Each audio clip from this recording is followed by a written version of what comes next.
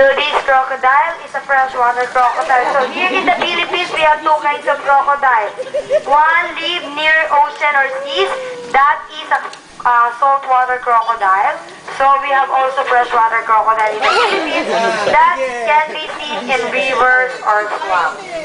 So the more aggressive is the saltwater and the lesser aggressive is the freshwater crocodile.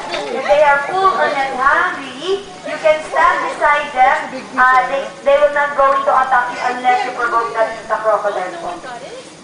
So again, they belong to the reptile family, just like pythons and snakes. They are also cold-blooded animals. If you see them in the soil, nagpapawarm sila or they are laying their eggs. So they have two kinds of eyelids also. One is transparent. They use it underwater. They can stay underwater for about 30 minutes only. And then after 30 minutes, aalis na po sila sa water. So they can have also sweat glands. So wala na silang skin pores just like human. So one way of ventilation nila is through their mouth.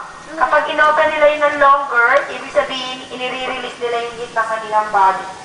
So as you can see, they also use the process of slow metabolism. So ibig sabihin, slow yung kanilang digestion. For digestion po sila.